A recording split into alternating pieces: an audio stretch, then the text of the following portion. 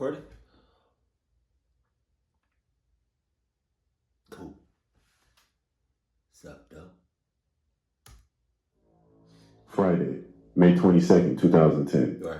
An apartment complex caretaker watched the CCTV footage from the night before. Not knowing if what he saw was fake, he watched it multiple times to confirm that it was real. What he saw would haunt him forever. He witnessed Stephen Griffith committing a crime so heinous that not even the police believed what they saw when the tapes were turned over to them. This is the story of Stephen Griffith, the crossbow-wielding scholar, who had an appetite for humans. Oh, yeah.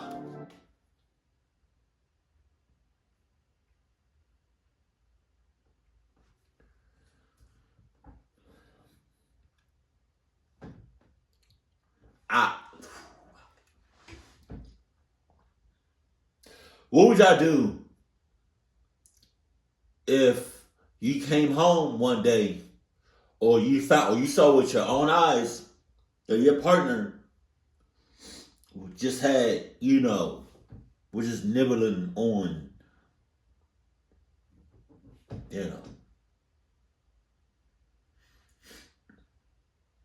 a deceased 37-year-old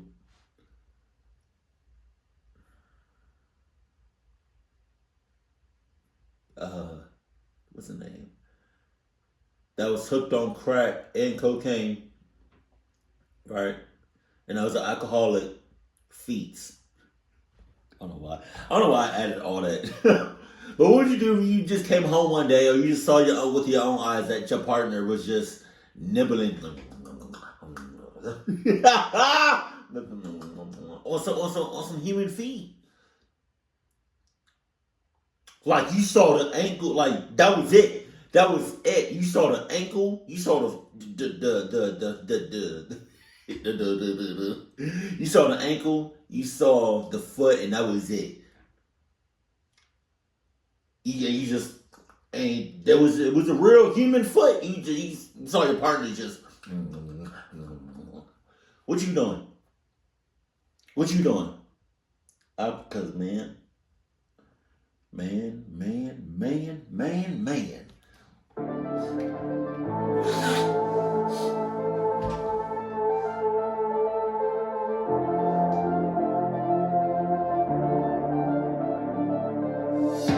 Ha!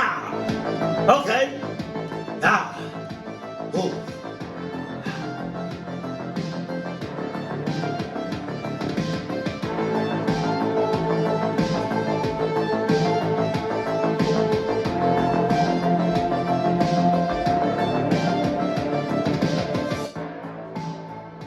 Born Stephen Sean Griffith on this. That demon-ass child. That demon. I hate when I see somebody that's like a full-fledged adult, like 40-something years old, right? And they do something so heinous. They do something so hurtful. Like, they do something that's just unforgivable. So bad. So evil. Then I see a baby picture of them. I see them when they in school. When they in preschool. I see them when like they first come out the womb. I'm like, that's a demon ass child. That evil ass child. Cause I don't see that. Most people will see him, that little white little boy, and say, oh, look at him. Look at him. His weird shaped head. Look at him. That demon ass shit. Man, why that shit look like dominoes? Why his little thing look like dominoes? Jesus Christ. September 24th, 1969, in Dewsbury, Yorkshire. The future serial killer showed a fascination with violence from an early age. When Griffith was young, he sometimes watched his mother have relations with multiple men in her backyard. He also had a disturbing habit of conducting malicious acts on birds. By the time he was 18 years old, Griffith had begun regularly shoplifting until one incident at a supermarket in Edinburgh.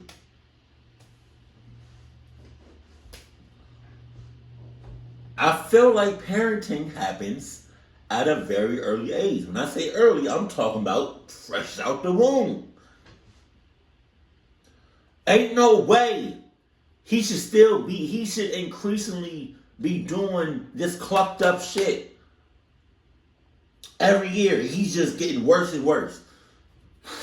The first sign that you saw him doing some cluck shit should have beat his ass. I don't care what that cluck shit was. You know? Fresh out the womb, talking about something.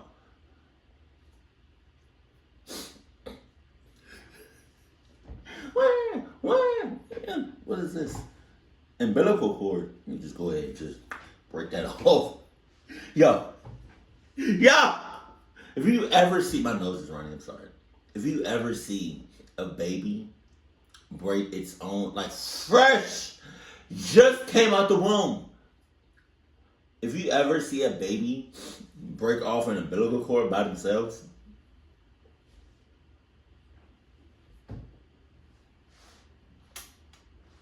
Griffith slashed the store manager with a knife, landing him in Go jail. back. What?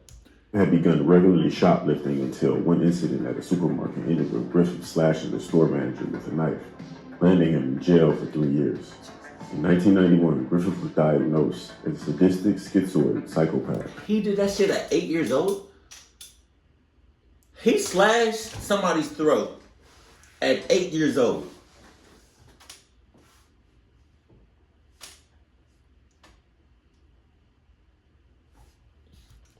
He reportedly said he believed that he would one day become a killer.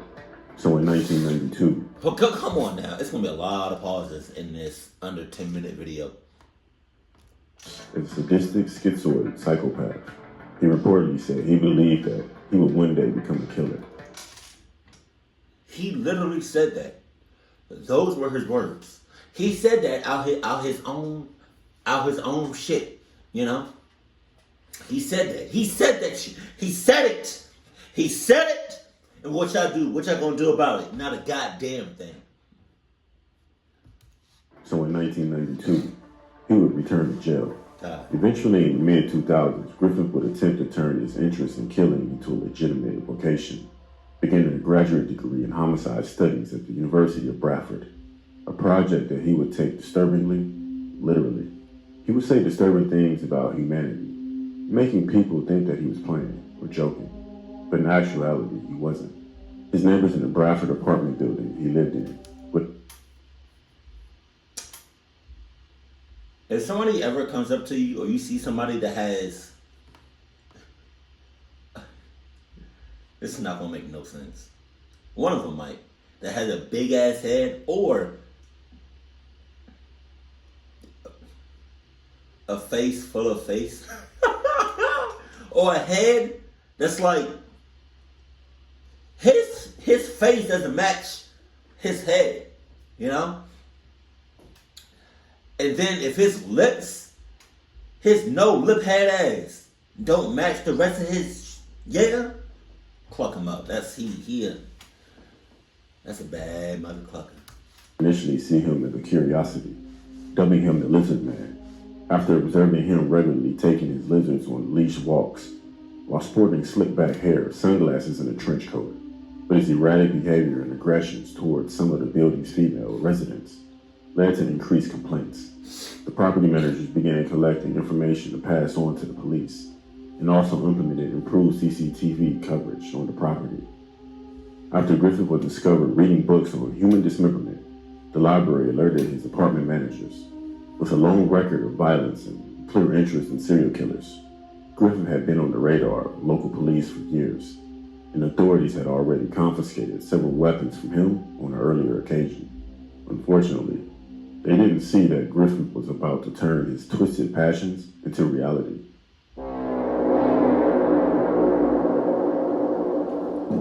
I have a question. Obviously I was watching it, but like, I was just paying attention to like the people that was driving. And you know, in some countries, I think London, Paris, I think, relax. They drive on the opposite road, right? I wonder if you take your phone, your iPhone, from America or vice versa, right? That's where you got it. And your GPS is used to like the American roads and all that. If you were to take your phone over to like Paris, London, or like the UK or whatever, would your phone GPS automatically switch over to how they drive over there and vice versa?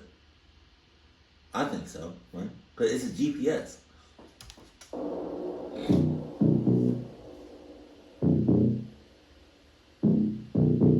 Jesus, whoa, what the fuck is he holding? But then go back. God damn.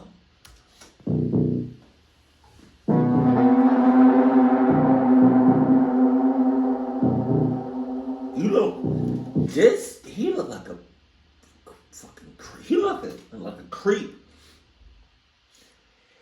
He looked like a creep,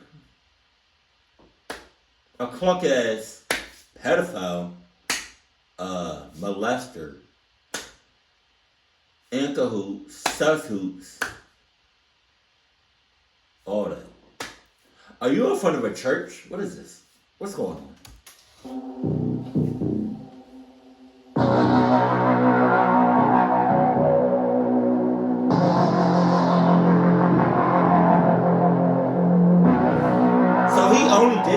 Griffith's PhD research was focused on homicide in industrial areas, a reflection of the exact crimes he was committing, targeting women in the Bradford area's red light district. Griffith's first known victim was a 43-year-old streetwalker named Suzanne Rushworth. Rushworth disappeared shortly after getting off a bus in Bradford in June 2009. Few of the details were known about her disappearance, and no parts of Rushworth's body had ever been found. Almost a year passed before Griffith struck again. In late April 2010, Shelley Armitage disappeared after heading to walk the streets to make her money.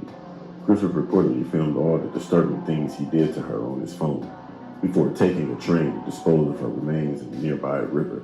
Surprisingly, he lost the phone not long afterward, leaving it on the train where it was found and the footage discovered before it eventually made its way to the police. On May 21st, 2010, Griffith found another victim, Suzanne Blaymyers. Griffith met Suzanne, who was also a street worker. When he met her, he told her that he was a photographer. He convinced her that he would take her photos and make her famous. I really hope people don't believe that shit right now. You know? A random ass dude talking about something. We, bonjour. I can take your picture for you. I don't know what accent. I was trying to go. I was trying to go for French, but then I just made up another link. Oui, bonjour. I want to take pictures for you. Yeah, you're beautiful. Kisses. I can make you. How you say? Famous.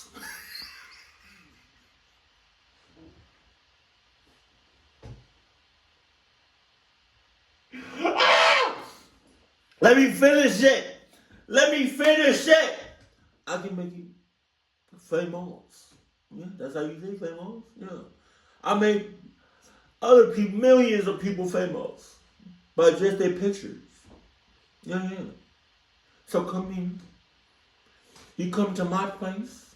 No one else. Just you. And we take pictures. We do other stuff. Yeah. But most importantly, it's the pictures. The pictures. We have to get the pictures.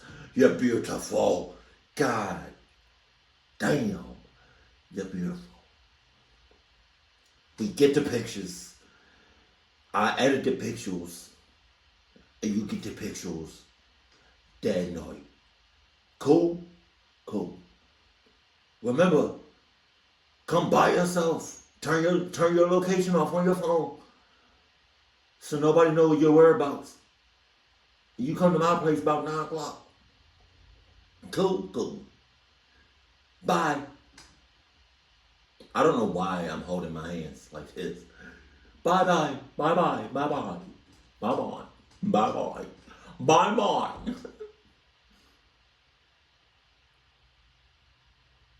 Bitch.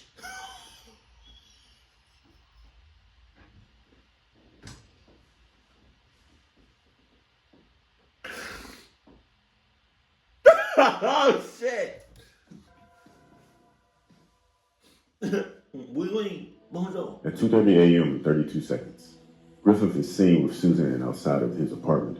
At 2:30 a.m., 46 seconds, Griffith and Suzanne are seen waiting for an elevator to go up to his floor. At 2:30 a.m. and 50 seconds, Griffith and Suzanne are seen on the elevator. 2:31 a.m. and 38 seconds, Griffith and Suzanne are seen conversing in the hallway on the way from the elevator to Griffith's apartment. At 2:34 a.m. and 26 seconds, Griffith is seen chasing Suzanne down the hallway as she escaped his apartment with a crossbow in his hand. At 2:34 a.m. and 30 seconds, Griffith is seen grabbing Suzanne, who was out of frame. Suzanne was caught and knocked unconscious by Griffith. Griffith went to retrieve his crossbow, returned, and put it through her head, immediately taking her life. But as Griffith dragged his final victim back to his apartment, he saw the CCTV camera in the hallway and realized the building security system had recorded the whole thing. You dumbass. Griffith raised his middle finger defiantly toward the camera. Bro, all of this happened within probably like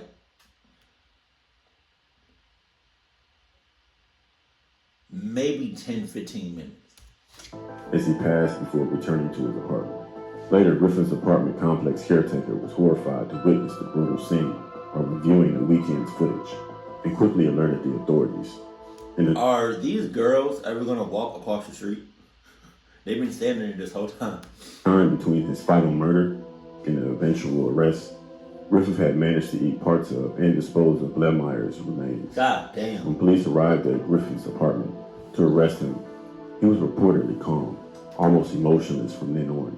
In interviews with the police, Griffith would say that he killed more women than the 3 known victims.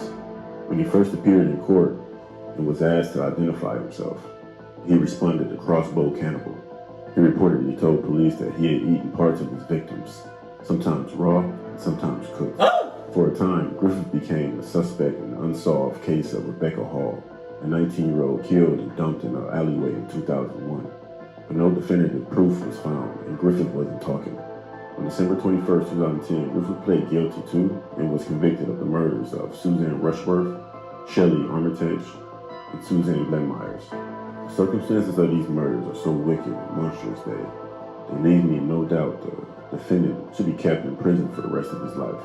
That's what the judge said. I will hope so. Griffith was sentenced to life in prison, where he remains to this day with no possibility of parole. Thank you. But for the families of his victims, it did little to heal the suffering that he had caused. One of the family members said, "I wake up and I think about my bright, articulate, and much-loved daughter every day. This is the story of Stephen Griffith, the crossbow cannibal." That's crazy. He's kind of like, what's that guy name?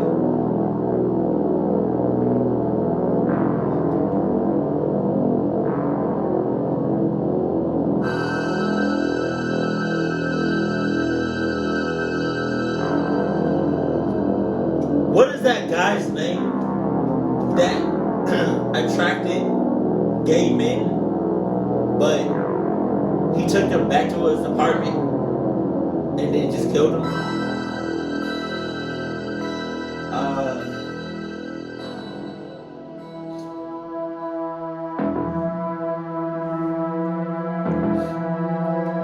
Gattor Files. This kind of reminds me of that. It was a. I could not. His name was on the tip of my tongue. It's the same actor that played Quicksilver in WandaVision. So if you know that, then you know what I'm talking about. God, his name is on the tip of my tongue. But it's kind of like that. Like you take all these. It's like I think he only did women. Like this guy, he only did women, and just took them back to his place and then just clucked them up.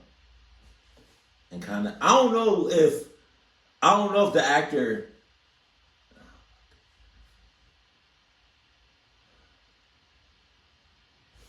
Now I gotta look it up. Evan Peters, Jesus Christ. All right. Now who did he play? He played some. What's Dahmer? Thank God. Okay. I wonder if. See, all right. I don't know if Dahmer ate his victims. I forgot if he did, but I know he took them back to his place, did some things, and then clucked them up at the end. But it's just, man, I can't get over eating somebody. You know, I can't.